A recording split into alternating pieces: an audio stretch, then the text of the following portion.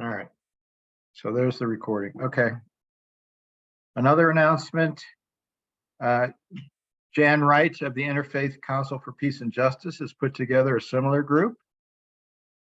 Show of hands, how many have been contacted by the Interfaith Council of Peace and Justice about that group? Sorry, I missed that last meeting.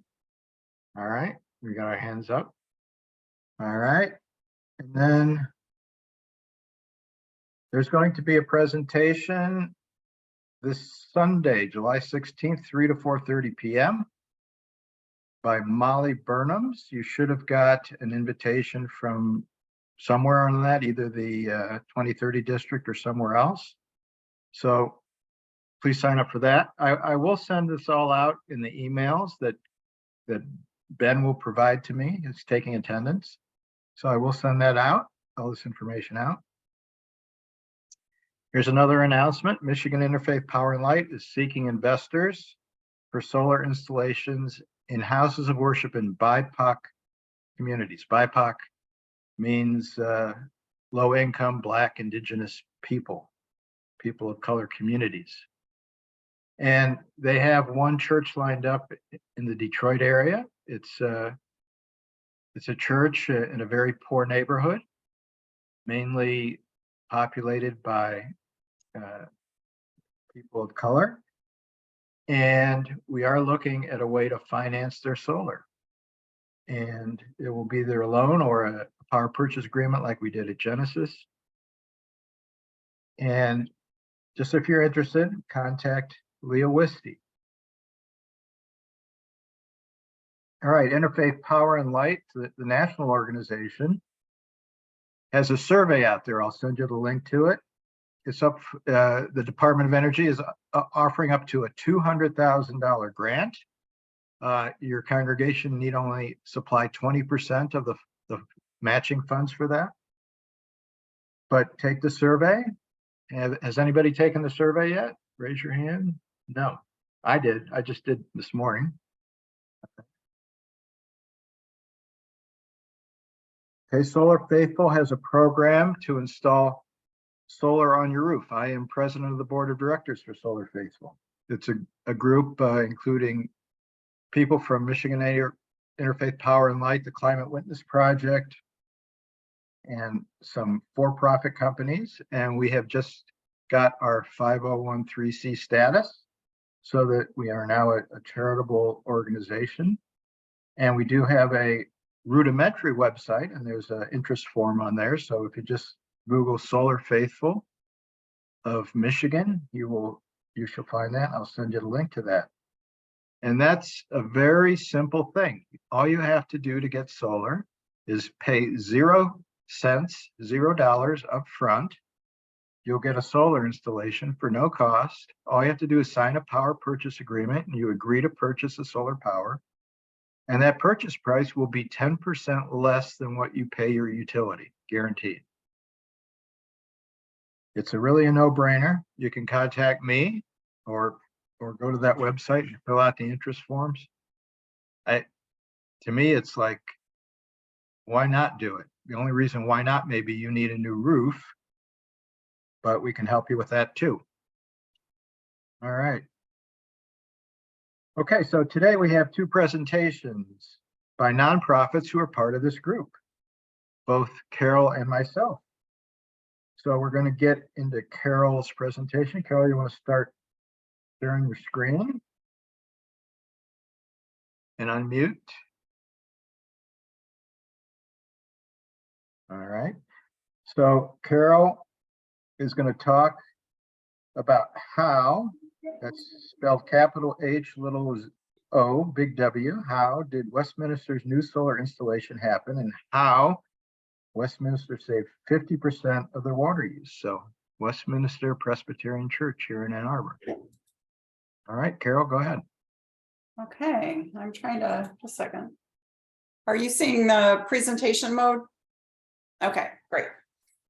So I'm going to not only talk about energy, but also water. And I will say that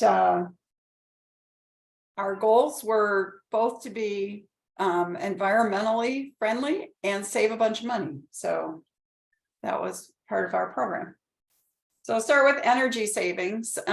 Just want to say that we did not start working on energy savings as we did solar. We've worked over time to really decrease our energy cost and energy usage. And in looking back at our records, we've decreased our overall energy use by about 40%, which has reduced our costs by 30%, even though costs have gone up. So how did we do that? Well, we've gone through and done a lot of work with replacing light fixtures and so forth with LED fixtures. One thing that we found, and this is sort of a take-home message for everyone, is that we had a freezer that wasn't working very well, and we replaced it. And it was amazing how much our energy bill went down.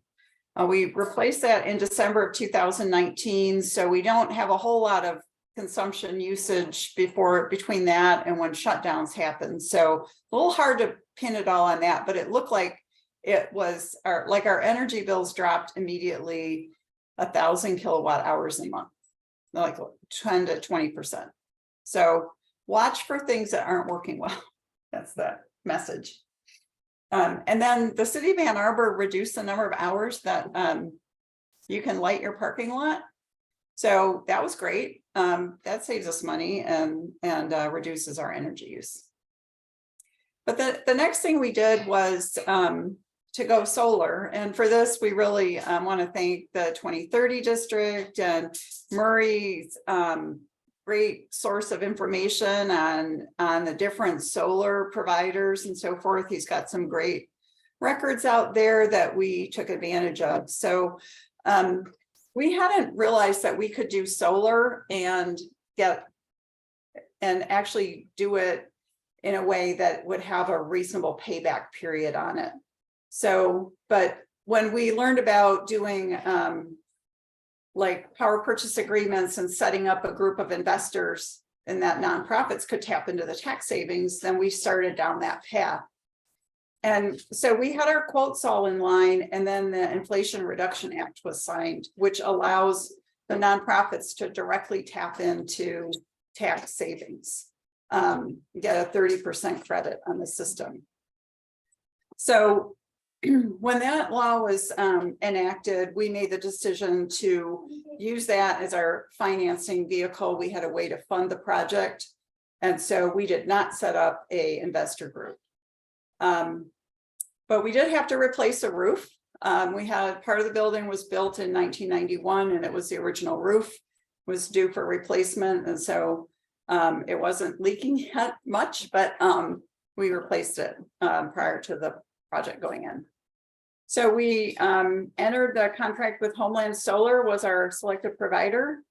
And in September, it took till March before they could get the system installed. So they installed in March, the panels went up pretty quickly, and then their electrician came in and hooked everything up in May. And then we had to go through paperwork with DTE, but DTE really turned that around pretty quickly. I'll say it maybe 2 weeks to get through the DTE stuff. But I have no complaints about DTE. And we went live on May 22nd. So when we got our quotes, this was again, a little over a year ago, we got 3 quotes. These were different providers that had was in Murray's files, and Homeland Solar was the clear winner. One of the things that we had to think about was, how much power do we want to generate? Are we really trying to generate 100% of the power that we use? And we said, no, that wasn't our objective. We wanted to be able to make sure that we could get the power that we needed during, during summer daylight hours. Certainly we wanted to be sending some back, but we weren't trying to completely offset. So these were all direct purchase options. We did get some quotes on like having the installer do the financing, and it was not at all attractive to us. I mean, it went from a payback period of about 8 years to a payback period of over 20 years. And so I think if you're investigating these routes, it is real important to understand, are you better off going to a bank and borrowing the money to pay for this, or are you better entering a purchase agreement with a vendor? So the final system that we got was $85,000. That worked out to, like, this is the nameplate information here, this 43.6 kilowatt. It works out to $1.95 a kilowatt. I don't know what the going rate is right now, but we were happy with this. We had 3 payments. One was when we signed the contract. One was when they started installing the equipment, and the third one was when we were hooked up live with DTE. Again, we had to replace that roof. That cost us $43,000. And how did we pay for this? Well, the church has been good with finances over the years, so we have reserves. We had capital reserves for building improvements, and that's how we paid for the roof. And then we did not have capital reserves to pay for the solar system, but so we put some financing together. We asked for some donations. We did a low, we weren't real pushy on that, so got donations. We have an endowment that we were able to use for $15,000, and then we do have operating reserves, and so we borrowed from our operating reserves, and we're going to pay the operating reserves back.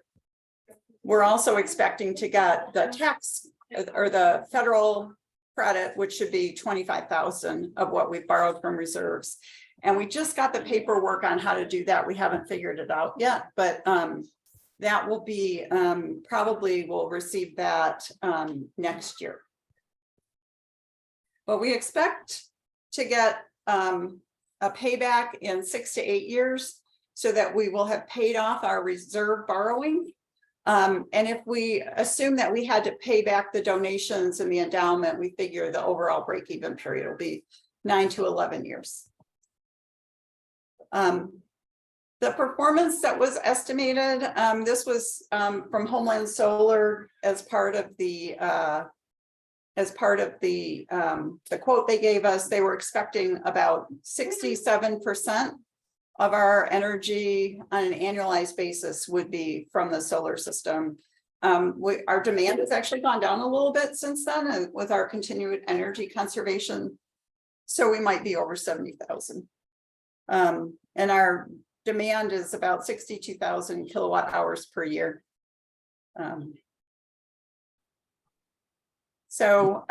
Performance to date, let me go back up here, because our range in kilowatt hours per month is like 4,000 to 6,000 kilowatt hours a month. And the highest energy use that we have is in the winter when we're running our heating system.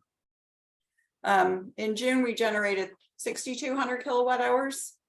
And we've 9,700 kilowatt hours in the first 48 days. And I was telling Murray a bit ago, we haven't gotten our bill from DTE yet, so we don't know what that's going to look like.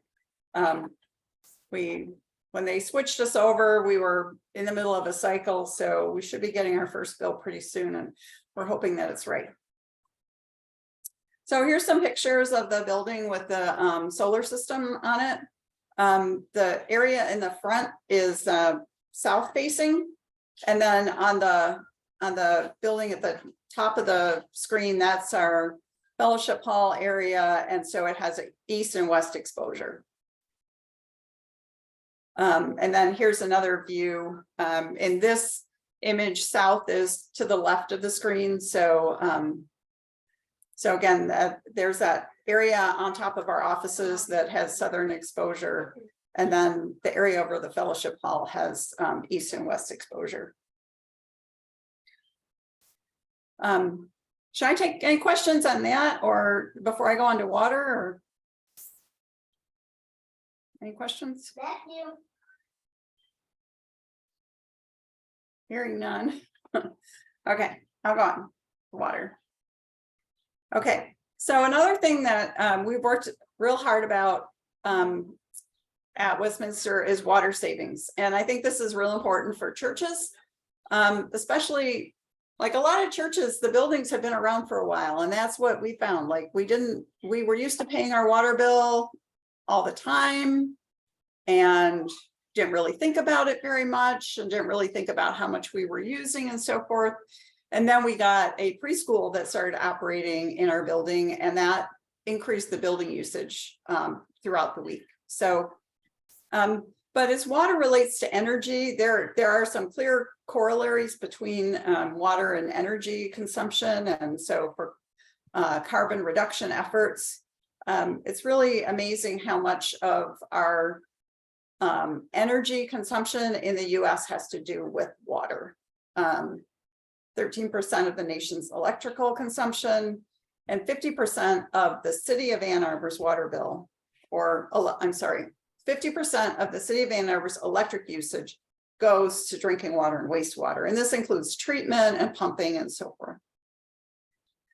The Huron River Watershed Council did a nice analysis looking at the carbon footprint of water in the Huron River watershed. So this is available online. I think this link on this page has it, and I think these slides are going to be available afterwards. So the amount of energy used in water treatment and so forth locally is about 4.2 kilowatt hours per 100 cubic feet. So a CCF is 100 cubic feet. But Westminster's water journey is that, like I said, we've been sort of going along and we had water bills and they were a lot of money. Water, with our stormwater charge for our site, our water bill is like our most expensive utility that we have. Compared, it's more than electric, it's more than gas. But a lot of that's in the stormwater charge. But regardless, we're always looking for ways to save on this cost. So in September of 2021, the preschool that was operating in the building expanded. And at the same time, we got a water bill that was like, yikes, that's a big bill. And it wasn't during the summer when we know we're using more water for irrigation. So we signed up for AquaHawk. And if you're not familiar with AquaHawk, you should be. If you're in the city of Ann Arbor, I'll show you some screenshots from it, but it gives you a lot of information about how much water you're using, and it's really heightens your awareness of where you're going. So based on that, and based on the change in the building use, we started replacing toilets. And so Bob, my husband, and I, and another guy from our facility care team did this toilet replacement project. We did some in February of 22, and then we did some in May of 22, over a couple weekends. And that really made a difference. But then we had a really strange situation where we had issues with our water meter. And our water meter was recording water that wasn't being used in the building. And we hunted and hunted and hunted for where this water was going. And we eventually told the city, come and replace the meter, which, they warned us, oh, our meters are never wrong. And if your consumption doesn't change, then you're going to pay for us to have replaced this meter. So we checked everything we could possibly figure out before we asked them to do it. But then they did it in February and it made a very clear difference. So what AquaHawk is, if you have a City of Ann Arbor water account, it provides in-depth information about your water use. They'll give you data to hourly, daily, monthly readings. You can download the information. It's rather clunky when you download it, but you can see it graphically really nicely. And they also have an alert system. So if you start having a leak, then you can see that. Okay, so here is a year's worth of daily data. And there's like a couple places on here where there's numbers that, like you can see, it sort of goes off the chart. And those are when we had a leak. But we got signed on to the system about middle of this graph here. And we realized how much water we were using. So then we changed the toilets, and you can see the consumption dropped pretty dramatically when we did that. And then a couple months after we changed the toilets, there's a big spike, and that's another leak that we had. But we knew about it right away. So we got it corrected within a day or 2 days. And then in the summer, the usage goes up because of irrigation. And then at the end, there's another leak. So these leaks, like, you can use thousands of gallons a day. It's amazing how much water you can lose through a leak. Okay, so our toilet project, we actually did a sermon one week on toilets, since I think the first time toilets were ever prominent in a sermon. But we replaced 16 toilets. Again, some of them were in continual use by the preschool, and other parts of the building, we figured we're going to do it all. So, and our building was constructed in 3 phases: 1956, 1968, and 1991. So particularly the 56 and the 68, those toilets were ancient. You know, they're 5 gallons a flush. We went down to 1.5 gallons a flush, and we did it for $4,000. And we didn't stop looking for where water was going. We have a water-cooled ice machine. They use about 80 gallons a day for cooling. So we turn it off when we're not using it. And then we have an irrigation system that uses 600 gallons twice a week. So 1,200 gallons a week. And if it's wet and it's raining, like now, I think Bob's going to go up there and shut it off so it doesn't run tomorrow. So that we're trying to refine our irrigation use. So here was our thing that we had with this meter. And this gets a little complicated, but on the top graph is 1 24-hour period hourly readings. The bottom graph is 2 days hourly readings. So on the top graph, every 6 hours, we would see this record in AquaHawk of water consumption, and it would happen in the middle of the night and whatever. And it started off at like 50 gallons a time, and it went to 90 gallons, sometimes 100 gallons every one of these readings. And it was like 60% of our water consumption. So we hunted all over for what could this possibly be. I mean, it's a lot of usage at very regular intervals. And we told them to change the meter, and lo and behold, after we did that, we're not using these big slugs of water in the middle of the night, and everything makes sense with the building usage. So, I mean, this was costing us serious money. We need to go back to the city and say we want a refund, but it's very atypical. We talked to plumbers, we talked to the meter manufacturer, and everybody said, no, this can't possibly be happening, but it was. Okay, so what were our results? So this is showing about 3 years worth of data starting in February of 20 and going up to June of this year. And every year in the summer, there's more usage. In 2020, we were doing some exterior work on the building, and we did some lawn establishment. So we think we might have had used a lot of water to get the lawn going. And then each summer period, we were able to dial in our irrigation use more. But one of the biggest things was just getting on AquaHawk and being able to really understand what is our usage and going looking for things when we saw a lot of usage. And just as a side note, we do have 2 separate water meters. It's not all one water meter. So this is plotting 2 different accounts and then the total.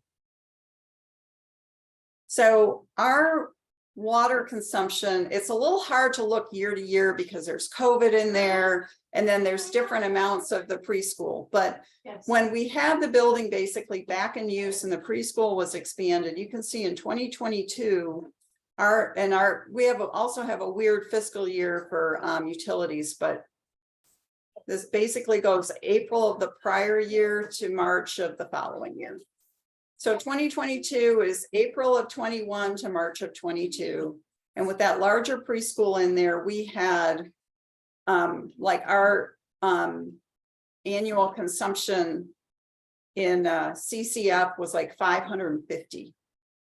And now that we've done water conservation and we've gotten this meter replaced, we think our real usage on an annual basis is more like 200 CCF. So what that means is we will have paid for our toilet replacement project. It will have paid for itself in 2 years or less.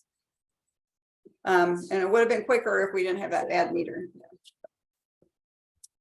So what's the energy impact of saving this water?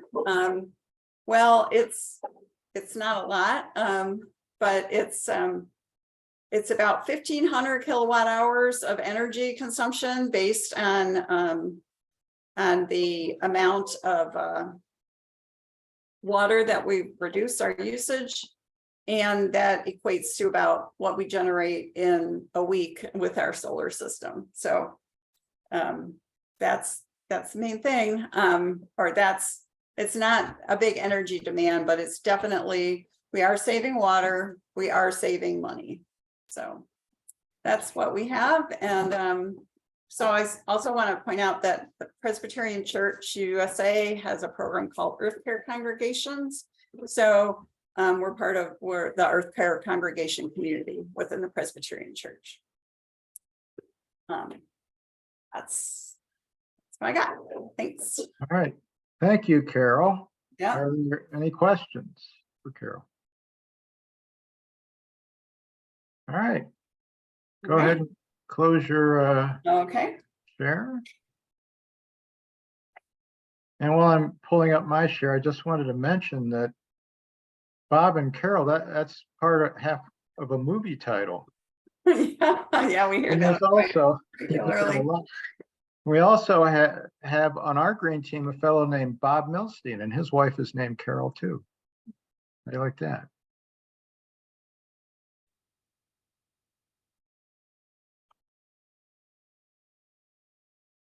All right, I'm going to go into my presentation.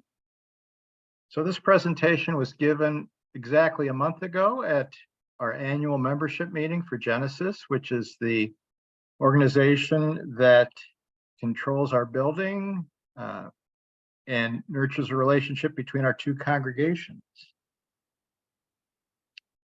So I'm not sure why that happened, but all right. So, and then I don't know, about a year ago or maybe 9 months ago, we had a presentation at this meeting by Caleb Klein. So we use Caleb to create a decarbonization plan for our building.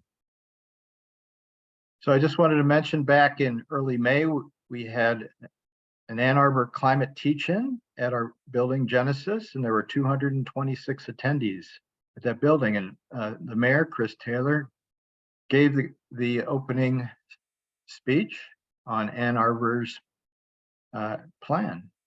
I believe I have this on a timer for 20 seconds, so I will have to go quick. So we have a decarbonization plan, and the building will be decarbonized by the year 2036, according to this plan. And the plan is based on the expected lifetime of our current equipment. So we're not going to replace stuff that doesn't need replaced. So why are we doing this? We just want to do our part for global warming. And I think fairly soon, the city of Ann Arbor will require it. That's their intention, to require that all buildings and households go electric, and then they'll just purchase clean electricity. And that's what this is saying, the A20 plan. It was adopted June 1st, 2020. And it's the city's plan for achieving a just transition to carbon neutrality. And so we have the easy part. All we have to do is eliminate our gas use. Ann Arbor has a more daunting task. That's to purchase renewable electricity for everybody. So And that's what they're going to do. They're just going to purchase green energy, either wind or solar or stored energy. And there's Caleb, and his services cost us $7,800, but we did get a $5,000 grant from the 2030 district. And if you haven't got your grant yet for an energy audit, you can use it for a decarbonization plan. So please join the district. It's free for nonprofits, and you can get a huge grant to help you along. All right, we found lots of obsolete, redundant, and broken systems. One is our stove is over 29 years old. It's gas, and our makeup air unit is broken. So even though we have air coming in, I'm sorry, going out of our hood, we don't have air coming in. In that little red triangle or rectangle, we have an old unit. Used to be when our social hall was not air conditioned. It brought air in, and if you look up, you will see light through the louvers. So that's like a big hole in the ceiling of our social hall. And even though we have those solar panels on there, it's it's not a good thing for energy efficiency. And we did find other holes in our building, like old fans that weren't working in the wall. There's our electrical panel that needs updated.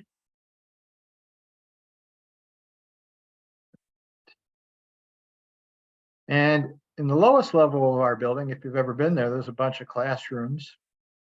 And Caleb found that we have a great HVAC system, and we draw in air from the outside. It's just the exhaust goes into our utility room, and it's capped there. So there's no way for that air to get out except through cracks in the system, cracks in the wall, cracks in the windows, or get blown up the steps. So that's not a good thing. We need to fix that. And it causes lots of humidity this time of year. We have to run fans to keep our carpets dry. We also have redundant systems. We have two types of cooling in the same room, and they can work against each other. We have many splits in two rooms, and they can work against the rooftop units. That's not a good thing. So what's actually in the plan? So we're going to fix those existing deficiencies I just talked about, sealing holes, updating electrical systems. We're going to replace our HVAC system and our hot water systems when they need replaced, not right away, not when they don't. They still have useful life, most of them. So, and this is kind of a chart of the useful life. You can see that commercial range in the equipment should have failed 10 years ago, but we're still using it. So it's based on the obsolescence of existing equipment, as I've mentioned several times.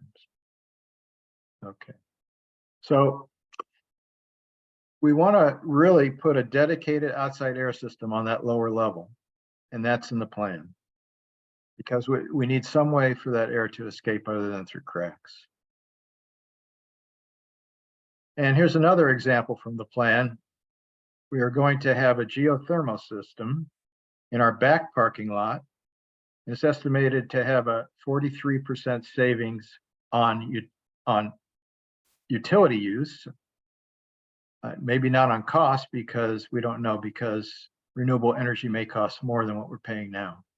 But that's just a switch from natural gas to electricity.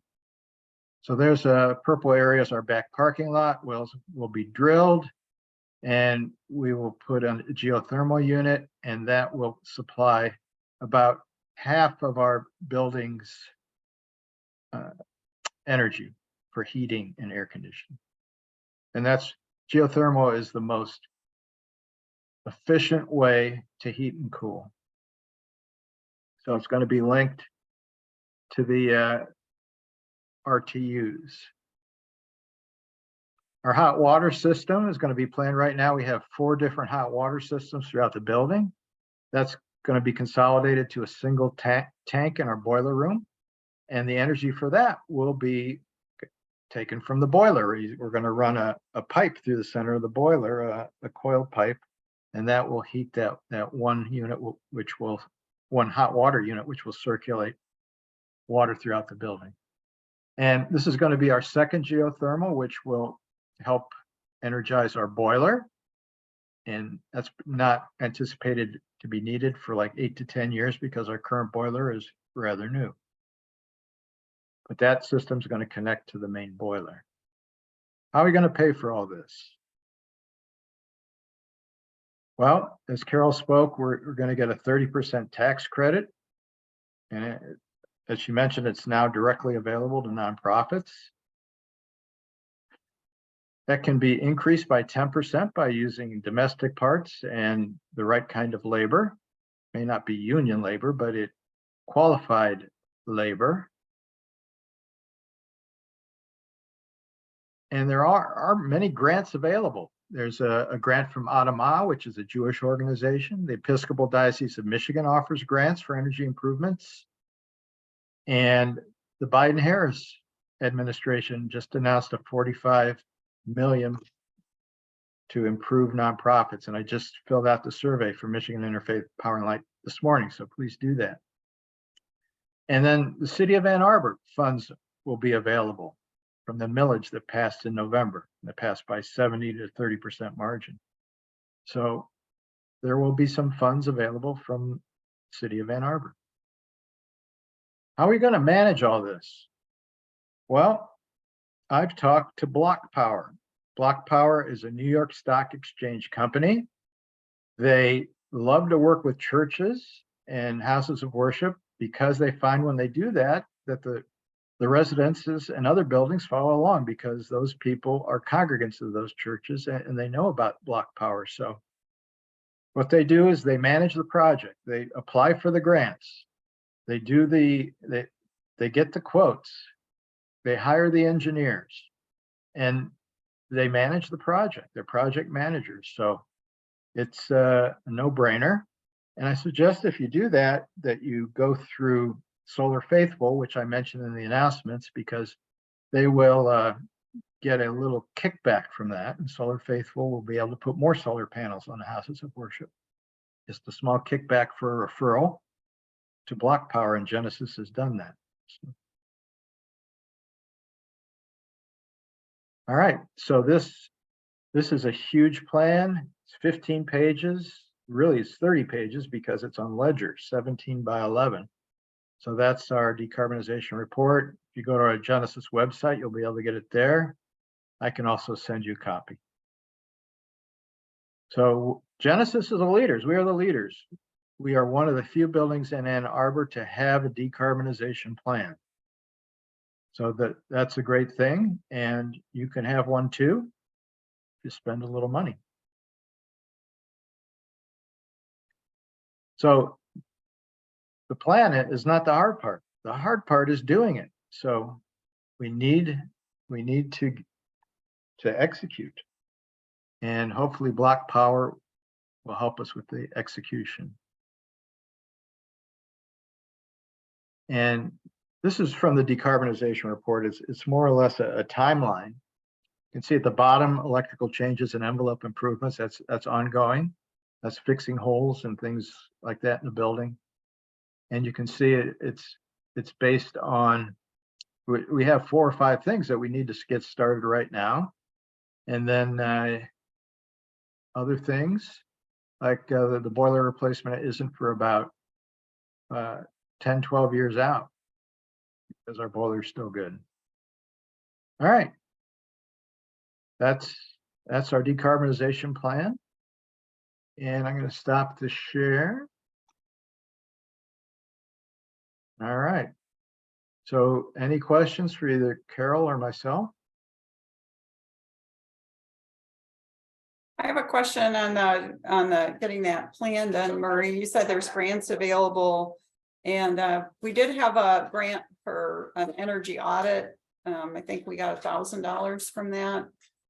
So I see that there was $5,000 towards that plan. Can we get another grant toward a?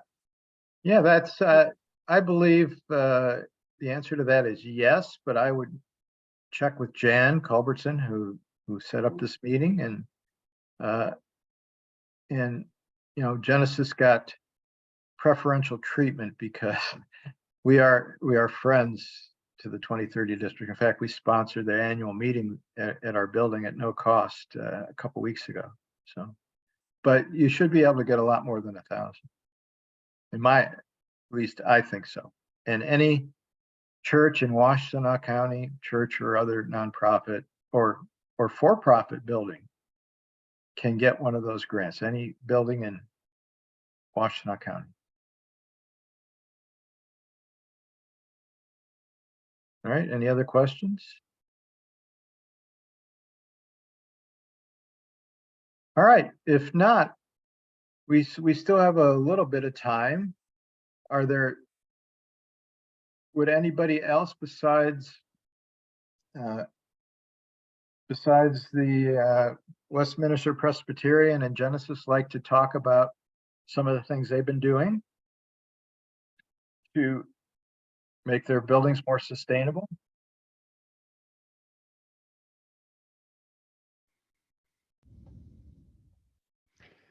So Murray, I could mention that yesterday I had a readout from Bob Tinker, who was the professional hired by Jan Culverson to do the energy audit. So it was a real excellent readout, and we need to present that to our various boards to consider action on the the findings that Bob came up with. So I've got a meeting scheduled with him to come to one of our other buildings because they're going to do 2 of our buildings and maybe all 3. So there's always opportunities to make progress, as you both stated. I thought Carol's presentation on the water part was intensely interesting. So I really appreciate all the tips that came through with both presentations. Thanks, Scott. Is anyone else using AquaHawk? Murray, have you used AquaHawk? No. Yeah, it's really eye-opening when you start looking at your water. Assuming you have any issues like we did, but Yeah, for example, we had this room where we stored all of our old paint and plaster and stuff, and there was a sink in there. And I remember, because they use us as volunteers to paint the building, that I was in that room a lot, and that sink was leaking for years, and it was a pretty fast leak. So we got that faucet replaced finally, and our water bill went way down. That is a sprawling facility you have there. It was kind of not surprising that you've got all those various systems going in there. I can imagine that over time you've added this and added that and so forth. Yeah, just like Carol's, it was built at 3 different times. There are like 7 rooftop units, 4 or 5 furnaces, and a boiler.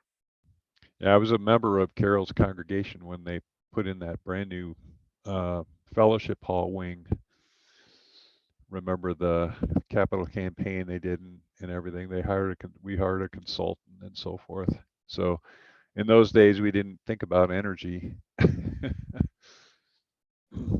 yeah, and we have, because I think Murray, you said you've got multiple heating systems, and we have, at this point, we have 5 different boilers. We have a couple major air conditioning units. We have multiple mini splits, and then we have a couple just room units that we use in parts of the building that we haven't installed real air conditioning in yet. But it all adds up. And those systems, as I said in my presentation, those systems can work against each other. I mean, your mini split could be cooling a room while your boiler is heating it. So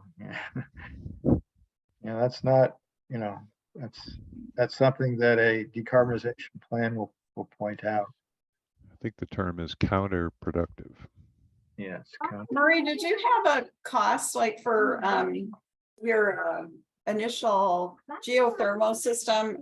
Bob and I, we priced it out for our house, and in the house the payback was gonna be so long, we just replaced our gas furnace with a more efficient furnace, and we're trying to figure out getting solar at our house, but we want to do ground mounted system, and we've got subdivision rules we need to work through, but what, No, what kind of price tag was on that? Yeah, no idea yet. I mean, we're gonna have to, hopefully Block Power will help us with that.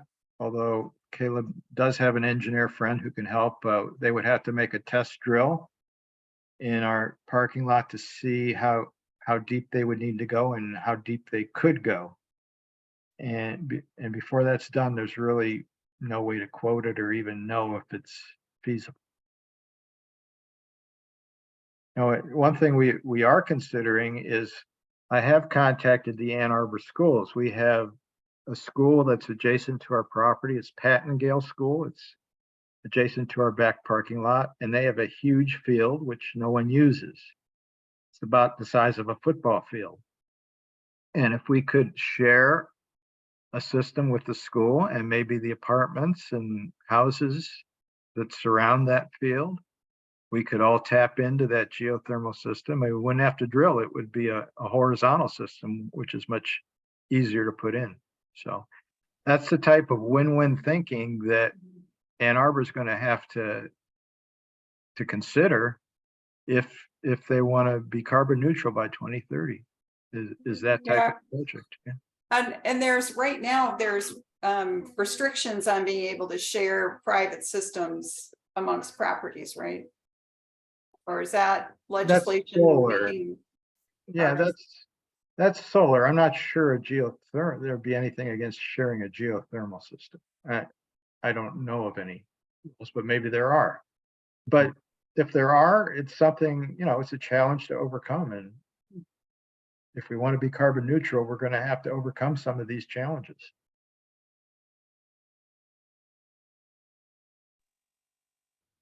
All right. Yeah, go ahead. Can I ask a quick question about one of the announcements, the Michigan Power and Light sponsoring a BIPOC church for solar upgrade? Are they using, or are they planning on using the Solar Faithful program for that? Or is it kind of the lessons learned, or at least the input from the Presbyterian Church, realizing that the overall cost, if you finance it yourself, you're going to get your payback time and less sooner. With Solar Faithful, I mean, we're signing 25-year power purchase agreements, and you're only going to save 10%. So if your utility bill goes up, you're still only saving 10%. So yeah, they want to purchase it themselves. And we're thinking of two models, either the power purchase agreement model, like we did at Genesis, or a loan pool, which would be available to any BIPOC church. So, that's what we're considering right now, Michigan Interfaith Power and Light. Okay, thanks. Yeah, that makes sense. Yeah. And, the church will be able to take advantage of the 30 to 40% tax credits. Plus, they're in a BIPOC area, and they'll even get more money. So, it's these things are really no brainers. It just takes some leadership, getting off the schneid and talking this up in your congregations. And if you don't do this, you're leaving a ton of money on the table. I mean, these can be basically bought for 25% of the project cost if you consider the grants and everything else that's available to everybody. So you're leaving a lot of money on the table if we don't get this started.